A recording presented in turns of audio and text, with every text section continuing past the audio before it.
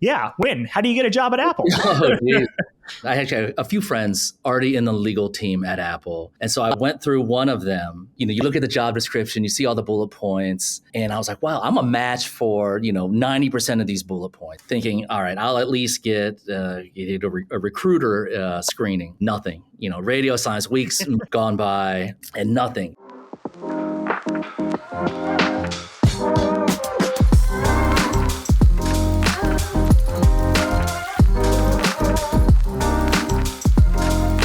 The Abstract is brought to you by SpotDraft, an end-to-end contract lifecycle management system that helps high-performing legal teams become 10 times more efficient. If you spend hours every week drafting and reviewing contracts, worrying about being blindsided by renewals, or if you just want to streamline your contracting processes, SpotDraft is the right solution for you. From creating and managing templates and workflows, to tracking approvals, e-signing, and reporting via an AI-powered repository, SpotDraft helps you in every stage of your contracting. And because it should work where you work, it integrates with all the tools your business already uses. SpotDraft is the key that unlocks the potential of your legal team. Make your contracting easier today at SpotDraft.com. Want to break into product counseling? Interested in how product counseling differs at large corporations and smaller startups? Wondering how to apply your lawyering skills to help the business tackle new markets? I'm excited to be joined today by my friend Nguyen Vu, Deputy General Counsel at OKX, one of the largest crypto exchanges in the world. And he has a long history in payments and fintech. Before that, he was DGC with purview across product, privacy, compliance, and IP at Bolt. And he also spent a number of years working for large companies like Meta and Apple in senior product counseling roles. Nguyen, I'm super excited to have you on the podcast. This one's a long time coming. It is a long time coming, and I'm excited to be here. Well, I'm lucky to have you because you have a new gig. Congratulations. Tell me a little bit about the new role. Yeah, indeed. As you mentioned, I'm a Deputy General Counsel at OKX. It is a cryptocurrency and Web3 company. Mm-hmm. I'm DGC. I'm managing a legal team of 6 lawyers, mostly international based. And in particular, I'm charged with leading the local markets, retail, and marketing legal functions. Mm-hmm. What drew me to OKX was a variety of things, but I'm really excited just to learn about a new industry, especially one as dynamic as crypto has been. And especially since, I've had some fits and starts in the crypto and Web3 space at Bolt and at Meta, Facebook over the last few stops in my career, which I'm sure we'll get into as well.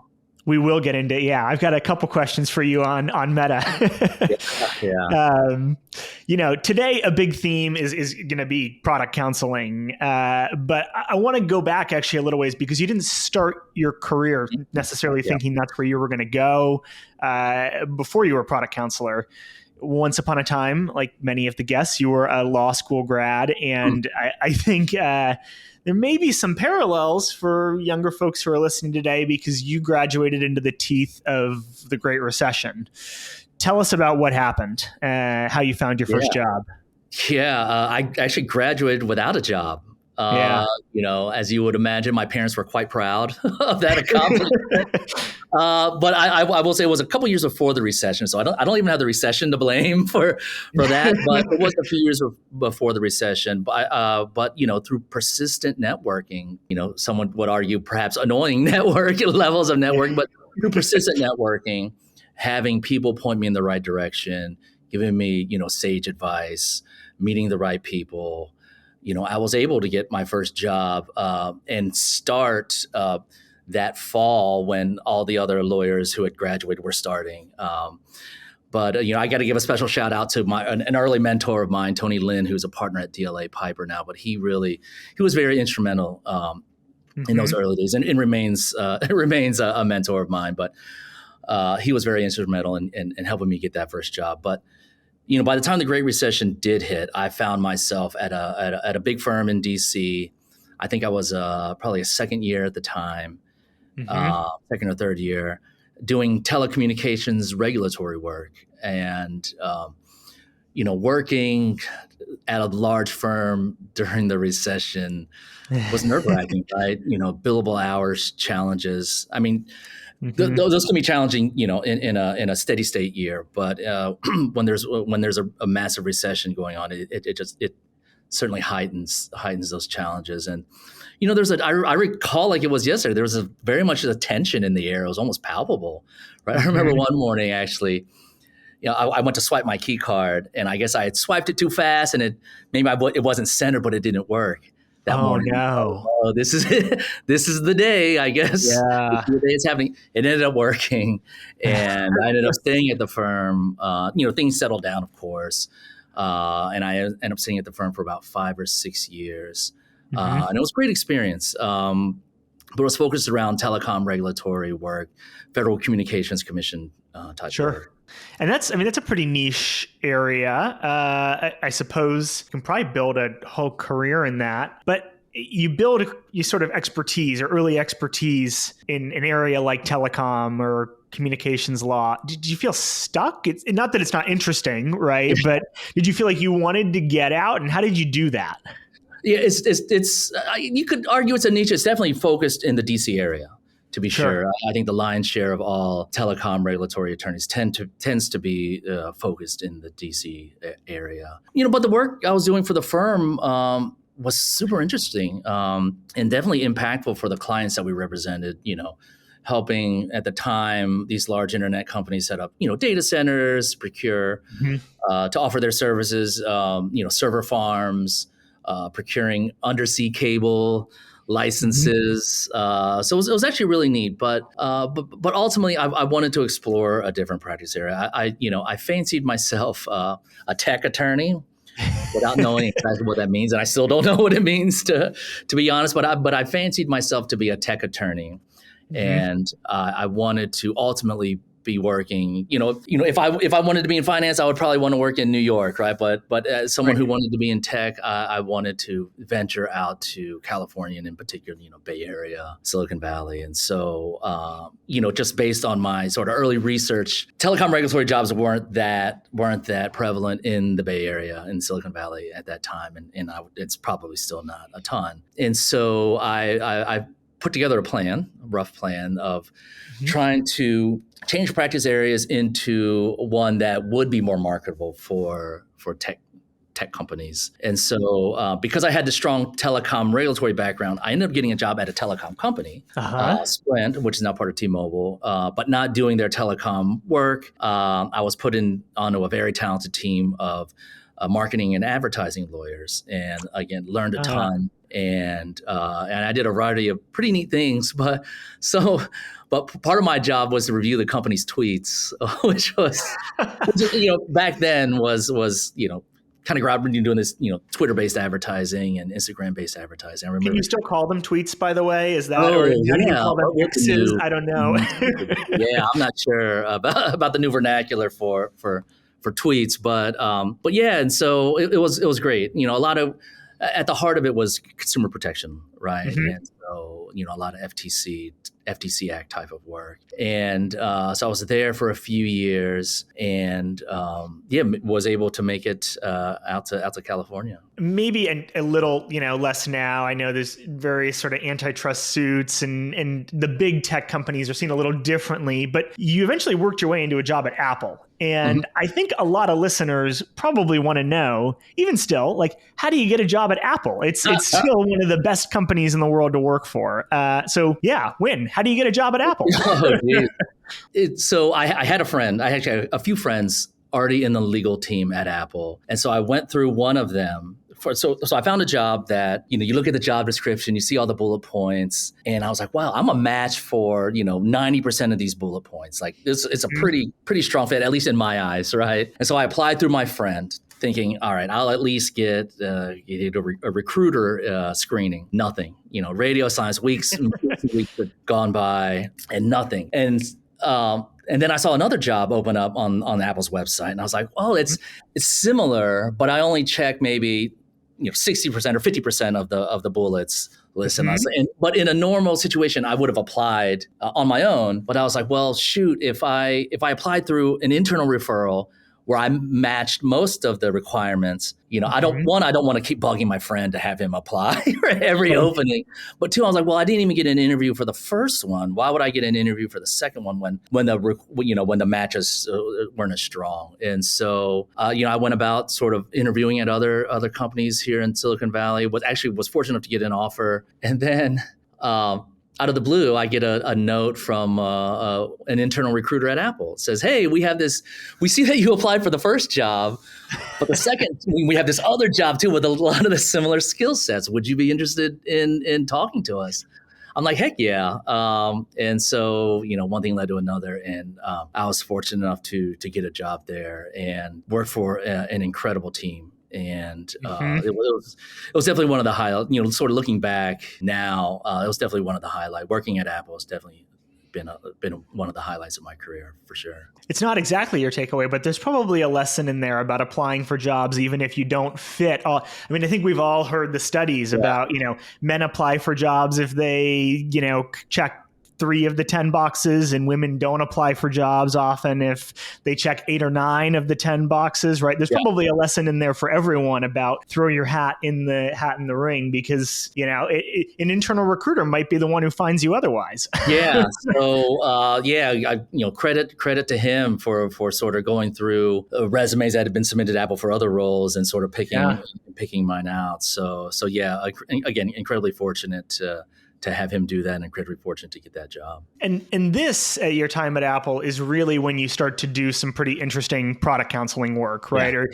you come into your own, I think, as a product attorney. Tell us about some of those launches that you worked on that I think probably can only happen at a company that's operating at the scale of an Apple. Yeah, and that was the biggest thing was, sort of guidance you give has to be looked at a worldwide lens, right? It's not just, obviously it's a U.S. company, but, when you think about, the legal guidance you give, you had to think about it from a worldwide aspect. And so that was something that was new to me and something that ultimately I really enjoyed. And so sort of learn. Obviously, very talented attorneys across the globe that I partnered with, and sort of learning from them, getting their insights into their sort of unique jurisdictional specific issues was a real eye opener. And so yeah, it was just that. I joined right around the time. So I joined in 2015, and. So if you recall, I think this was around iPhone 6 or 7, and so sure. I don't know if you recall, but essentially almost every iPhone that launched prior to that, people would buy every year, right? They trade in their old one, or they just buy a new iPhone every year. And then, remember the transition from like 3G to 4 or something. It was a whole new design, or from 2G to 3G. It's like, oh my God, my email actually loads. Or websites actually load. And so people were, I guess, the company just got used to people buying them every year, and then so right around the time I joined, the upgrade cycles were just getting longer and longer. They're getting further away from that 12-month mark, and so some of the earlier products that I helped launch, or as part of the team that helped launch, were some of the ones around making iPhone more affordable. The monthly payments. A lot of the consumer credit, products that Apple offered for buying iPhone, in hopes to again shrink that upgrade cycle down to perhaps what it was. And so when I was at Sprint, it's funny because when I was at Sprint, we launched a lease program to buy an iPhone. I think it might have been the first of its kind back then, but it was a lease program. And so, as I mentioned, I reviewed the company's tweets, and so we would tweet about these leases, but under the various financial regs, there are very prescriptive advertising requirements when you talk about a monthly payment or an APR or anything like that. They're called trigger terms, right? And so, well, how do we fit all these trigger terms, these required disclosures in, at that time was 64 characters, I think. I'm dating myself. So how do we fit all that in there? So anyways, And so that was sort of my exposure to sort of consumer financial services. And when I joined Apple, again, we were getting ready to launch this monthly. We started working on launching this monthly consumer finance product. You pay for you buy an iPhone on monthly payments. And so I sort of raised my hand. I was like, well, I advised on how to tweet about monthly payments, and then so I ended up working with my manager at the time. So we worked together on just sort of learning about this new space that was new to Apple, right? And so it was ultimately called the iPhone Upgrade Program, where it's essentially you take out a loan with Citizens Bank, who was the partner at the time, and you pay back that loan X amount every month for 24 months. Yeah. At the 12-month mark, you can trade it in, get an upgrade. And so I like to think that product was quite successful. We had some copycats. I think Volvo announced a similar sort of car upgrade program, and I think it's a similar market. Like, buy a car like you buy an iPhone or something like that. And so I forgot about that. Yeah, we were quite proud and to sort of spurn some of those copycats, and then some of the carriers followed suit as well. And so that was really neat to see sort of that impact. And obviously, a company like Apple, you do something that it's going to have leave a pretty big imprint on the market. And so that led to a variety of other programs around the world, working with banks around the world, similarly to offer these monthly payment programs. And then that ultimately led to, I was a smaller part to be sure, but a part of the legal team that helped launch the Apple Card. So that was really neat to learning about credit card regs and all the various things that impact launching of a co-branded credit card. And so that's where I really got the background in certainly consumer finance. And so it was an incredible experience, one that I wouldn't trade for anything. At its core, I guess, what do you think the role of a product counselor is? How does it relate to the ambitions of the business? Yeah, I think that's the great question, and I think a lot of people will probably approach it differently. But I try to act as I try to bridge the gap between the business goals, the business ambitions, and sort of the legal regulatory landscape, right? And depending on what industry you're in, that climate, that legal climate can change dramatically. And so I try to take a wide angle lens at approaching, sort of looking at a product and sort of thinking about the legal issues. And it's a lot of it's similar to the sort of the skills that we learned in law school. A lot of issue spotting. Like I wasn't resolving every legal issue that came across a product, but I would know enough to like, oh, that's a privacy issue. Let me loop in my privacy colleague. Oh, that's probably an IP issue, or whatever issue it may be. So I would be smart enough to at least identify those issues and then get the right people in to resolve them. And so you sort of sit at that intersection because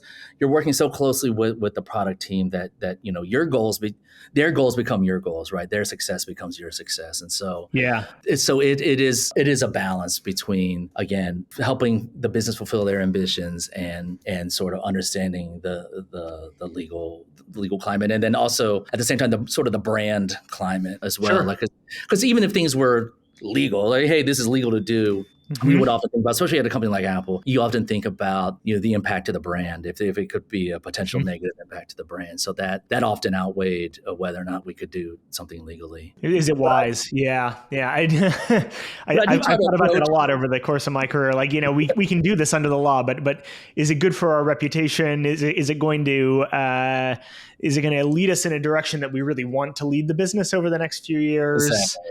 I guess at this point in time, having been at Apple for a few years, do you think of yourself as a product counselor? Like, is this now sort of like the lens that you view your career through, or do you see yourself as something slightly different? Yeah. How do you view yourself? I certainly did personally. And so, that's the direction I wanted to take my career when I did come to the sort of the very hard decision to decide to leave Apple. But that's the direction I wanted to take my career, because again, I like being sort of I've heard people refer to product counsel as the sort of the mini GC for your product, and I like being in that type of role. I like learning the product equal to or better than the product for the product managers themselves, right? I love knowing, in my case, it would be the data flows, the funds flows, all the inputs and the outputs of the product. I really, really, that was something that interests me, and so I would experience a product as a user. I try to the proverbial grandmother, would she understand these terms and conditions, or understand the general UX, and certainly keeping in mind like how legal guidance impacts the product, right? Impacts the user experience, impacts onboarding or what have you. And so it was being able to look at legal issues through a variety of lenses was something that I relished.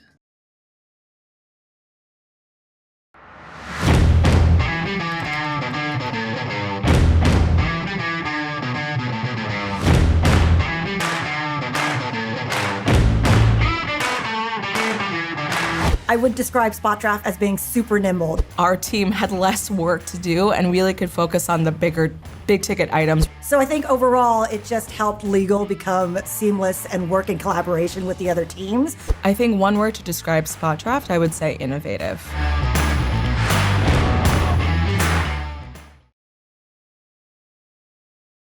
You mentioned that it was a difficult decision. You decided to leave Apple and move to Facebook. Was it known as Facebook or Meta at the time? It was Facebook then, yeah. It was still Facebook, yeah. And your remit is helping work on the currency project, which ultimately didn't quite make it. I guess when you joined, I assume there was a real belief that it would take off. Where did maybe some of those lofty ambitions go awry over your time there? Yeah, sure. So when I decided to leave, I had this sort of consumer credit experience, and I wanted to round out sort of that fintech experience. And so what was appealing about Facebook, now is similar to their scale, right? And everything they do has worldwide impact. But also it would give me a chance to learn new industry. To your point, there was the digital assets, the digital currency, but also more traditional payments, money transmission, P2P type payments, payment processing, dealing with payment network rules and the like. And so that's what really appealed to me, is again learning a new area, rounding out my skills, because as I mentioned, I graduated without a job, and so I still carry that with me through my career. Yeah. I'm constantly thinking about ways that I position my experience so that if I find myself without a job, what sort of basket of skills would help me get that new job that much easier. And so payments and fintech was heating up at that time. It was white hot, and I wanted to just learn more about the space. And so Facebook, I was able to, again, fortunate enough to get a job at Facebook. But yeah, so I started Facebook in 2020, and the company had announced their crypto endeavors the summer of 2019, right? And and I don't know, I was at Apple at the time, and I remember reading about it, thinking, wow, that actually is pretty neat. I mean, just a company the scale of Facebook, being able to do that. I think, there are probably only certain companies in this world that could really make an impact that large, that fast. And certainly Facebook was one of them. And so that's what sort of drew me, those ambitions. It was very ambitious for the company to want to do that. And so, combining all the billions of people with Facebook accounts with crypto and payments and money movement, right? That was incredibly fascinating to me. But I will say, you asked how the company got tripped up, and this is not the official word of Facebook, even though I'm no longer there. And this is all public information as well. But a lot of the regulators, certainly folks in DC, and then regulators around the world, just really, had issue with a company like Facebook getting into this space, right? Because a lot of it is, you think about money and how it's regulated today as well. There are central banks all over the world that keep a close eye on their money regulators, their financial regulations. And so for a company like Facebook, who's, again, coming off the heels of Cambridge and all the other things, right?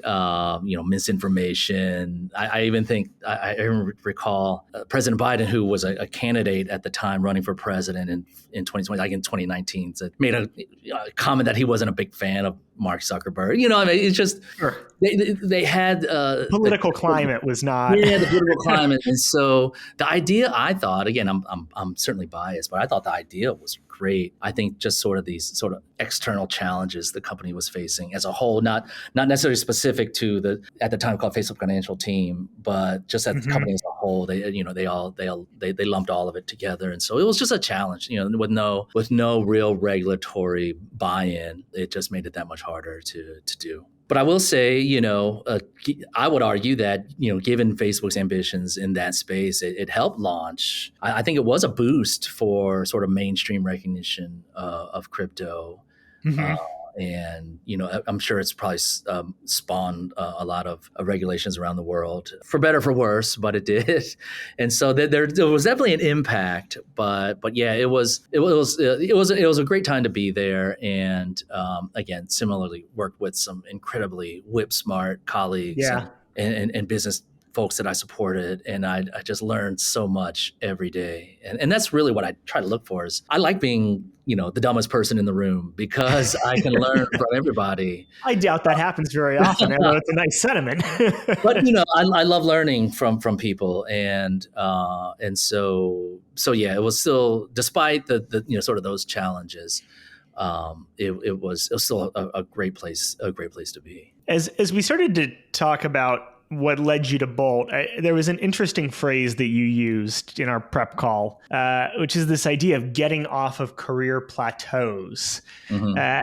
Expand on what you mean by that, and also, advice you might have for people who are intellectually curious like you are, as they think about what they want to do next after having good runs at companies. So up until that point, I had been an IC, individual contributor. I mean, I managed one person kind of at Facebook. I managed like a summer intern at Apple, but by and large, I was an individual contributor. And so in the way it is, and at least certainly in a lot of tech companies, I'm sure it is in a lot of companies in general, the way to be promoted is to be a manager and to lead a large team. And I just, again, thinking about how to round out my experience, I didn't have that. And I wanted it. And it was sort of, it's sort of hard to come by. It takes time, and it's sort of right place at the right time. Or if your team, if the business unit you're supporting expands, right?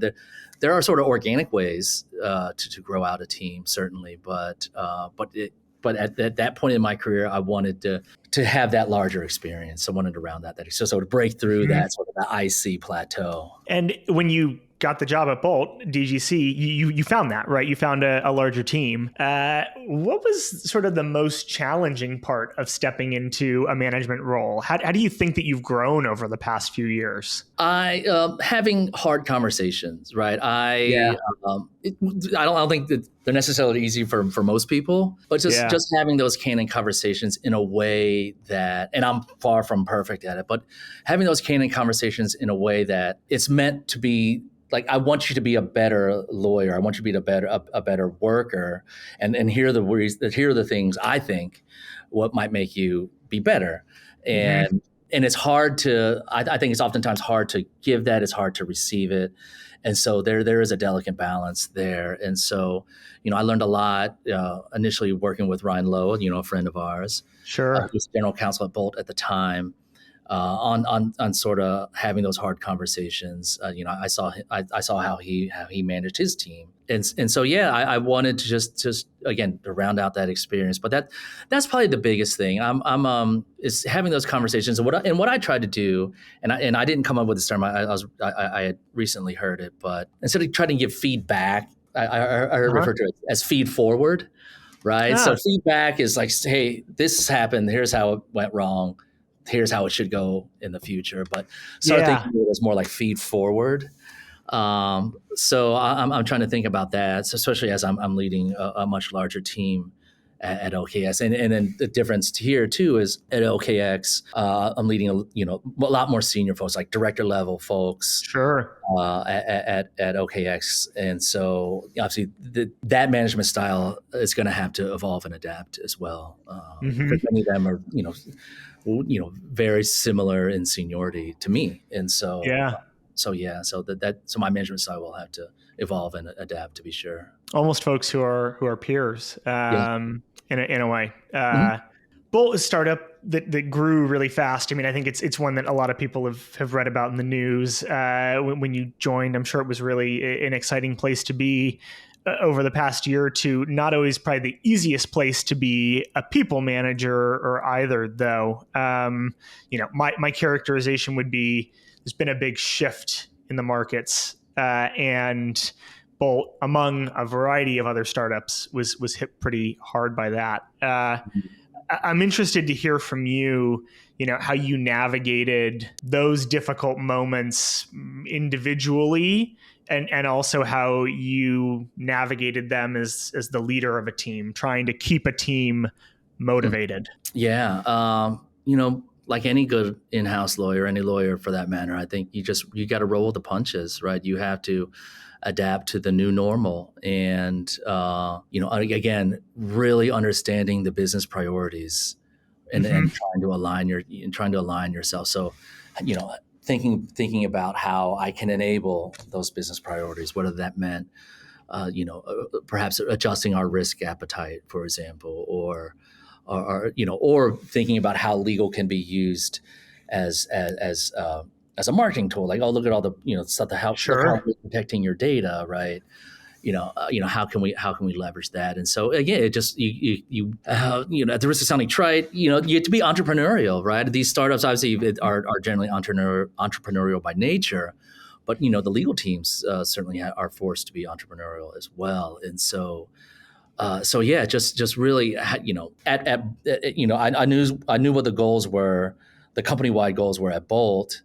And so, all right, how do I align myself to that? How do I help my team align themselves to in service of meeting those goals? I was incredibly fortunate at Bolt to have a team of very eager folks, and so they were giving me ideas that I hadn't even thought of myself, ways to look at things, ways to leverage a lot of stuff that we're doing in a way, really ways to just showcase what you're doing in a way that I hadn't thought of. And so I was very, very grateful to them for that. But yeah, it's just, you got to roll the punches, you got to be flexible.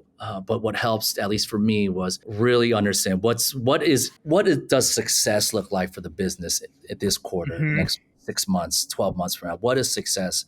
And then, okay, now that that's been clearly defined, what are the X amount of steps I need to take to help the company meet those goals? So the word entrepreneurial is kind of interesting, because another turn of phrase that you used as we were preparing that I thought was interesting is that you've encountered some big company bias over the course of your career. The idea may be that, folks who've mostly been in startups might think that those who come from really large companies are not maybe as agile or adaptable. Or, I don't know. Tell me about, where did you hear this, and do you think it's fair? And yeah. Well, I probably experienced many biases in my career. This one was a new one. I had assumed, working at Apple, working at Facebook, Meta, working at those types of places would be seen as, sort of a feather in my cap, right?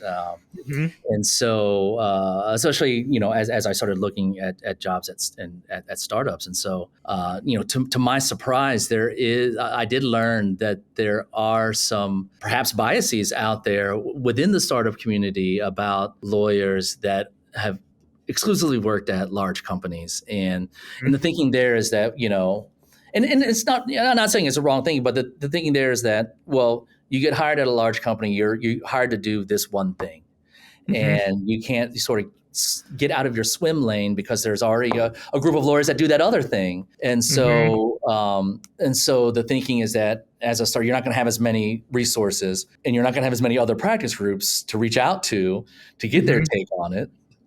And as a result, you're maybe not as nimble, or perhaps aren't able to work with fewer resources. And so I think there's some of that thinking. There's that big company thinking where everything has to be perfect, essentially unlimited resources to make things right. And so obviously at startups, it's not like that. And so I think there was a perhaps a trepidation generally about, can big company lawyers show some of that nimbleness and resourcefulness. It was fun. I actually got one of my first during the annual review season at Bolt. Someone wrote me a review, and my manager at the time, shared it with me.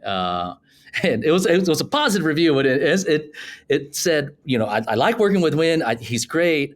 I can't believe he used to work at, I can't remember, Facebook or Apple. Right? I can't believe he used to work at big tech company, right? And this person meant that as a compliment. Right. To say like,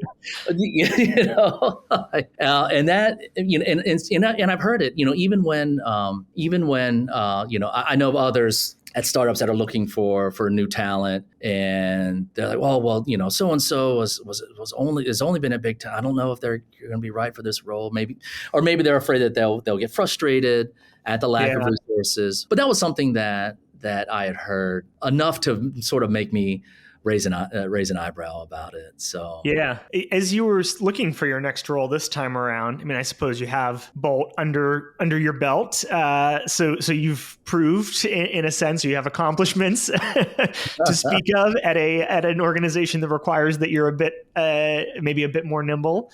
But this is also a challenging job market. How did you find success in the search for your new DGC role? Yeah, again, I count my lucky stars. I got fortunate, an internal recruiter reached out to me, even though I was keen on, when I decided to leave Bolt, I was keen on getting into crypto. And so I had the good fortune of reaching out to some folks, getting some positive feedback, and connecting with a recruiter at OKX, and just sort of took off from there. I think, well, one thing that was appealing about OKX is that a lot of folks here, at least some of the folks I've encountered, don't necessarily have full crypto backgrounds, but they're definitely, crypto curious. That helped. And also when I was, the last few years, I've taking on like speaking engagements, in the Web3 and crypto space. Sure. I was I spoke at the IAPP in San Diego, NFT NYC last year.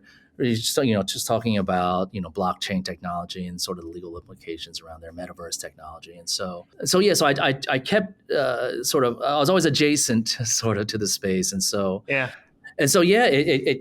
came up, and we had had some great conversations, and as they say, one thing led to another, and I was fortunate enough to get the role. And what was appealing is that leading that larger team, having this international scope, what was definitely appealing. Maybe one final question for you on the job search, and when you were deciding to jump at this opportunity, it's another DGC role as opposed to the GC role. Has your thinking changed at all over or around what you want out of your career, what you find fulfilling and rewarding, where you see your career headed, that led you to decide that this was the right opportunity as opposed to maybe finding a head of legal, VP of legal, GC job? I think this could be a complete podcast on its own, because it's something I struggled with, right? Like when I was at the law firm, they're like, well, what do you want to do? Yeah, I want to work up to be a partner one day. And they're like, well, why? I didn't have a good reason, except for that's sort of the path up. So, you go in-house. Well, what do you want to do? I want to be GC. Why? Well, it's just sort of the path up without really thinking about it. And so, when I decided to leave Bolt, I did consider a couple other roles. GC / head of legal at some startups, a VP role at a very large public company, and then the one that I took at OKX, and that's the thing. Like I always thought that I would work my way up to be GC somewhere somehow, and maybe that's still in the cards for me. But I started thinking about sort of the other things that give me enjoyment, and so in professional enjoyment, and so and again, to get to that next step, whether that is general counsel or VP at large public company, I still thought I needed to lead a larger team. Among other things, and so I haven't decided completely what if I just started this job, so I don't want to start thinking about what's my next job. But I don't know what I guess this is a long way of saying I don't know what I want to be when I grow up, right? Yeah. Yeah. You know, I'm happy doing my role. I'm happy, I'm extremely happy doing my role. But yeah, my priorities have changed a bit in the last, call it 6 months. Combination of probably getting older, combination of, sort of acknowledging that perhaps I've been on this, what they call it, a hedonistic treadmill, right? For a lot of my career. And sort of, but not knowing how to sort of reconcile all of that. And so yeah, I don't know what I want to do when I grow up, but I'm hoping again that I will have options. I won't have closed as many doors as I sort of have opened. And so that's what I'm hoping. But only time will tell. Maybe we'll have a follow up. Part two. Part two. Yeah. Well, that makes two of us on not knowing exactly what we want to be when we grow up. Yeah. So yeah, but I will say it is funny that when we were sort of prepping for this, it is something that was just something that was weighing on me. The last 6 months, and I talked to a lot of my friends, many of whom are lawyers, about it. Reached out to mentors, and it's something that I sort of internally am dealing with. Yeah. Just a couple of more, hopefully, fun questions for you. One, I'm a big reader. I like to ask a lot of our guests if there's a good book they've read recently. Maybe you get to take off a little bit of time between Bolt and the new gig. Yeah. Well, I read one, not because now I'm in crypto, but I followed the FTX saga. Sure. I followed what was happening with Sam Bankman-Fried. So I just recently read I think it's called Going Infinite, the Michael Lewis book. Yeah. And one, I like Michael Lewis. Entertaining? It is entertaining, and it was insightful, and I thought it was a great read. And I don't know. I would argue that the misdeeds, of Sam Bankman-Fried perhaps weren't necessarily crypto specific. It's just mismanagement of consumers that could happen if you are. At a consumer bank. That can happen at any place where you have custody of customers' funds. But yeah, it was really interesting. It was a great read. I would recommend it. It's a fascinating. I can't wait for the movie to come out. Yeah, I'm sure there'll be a good one. Yeah. We can take comments from listeners on who they think will be cast as SBF. Indeed. Jonah Hill? I don't know.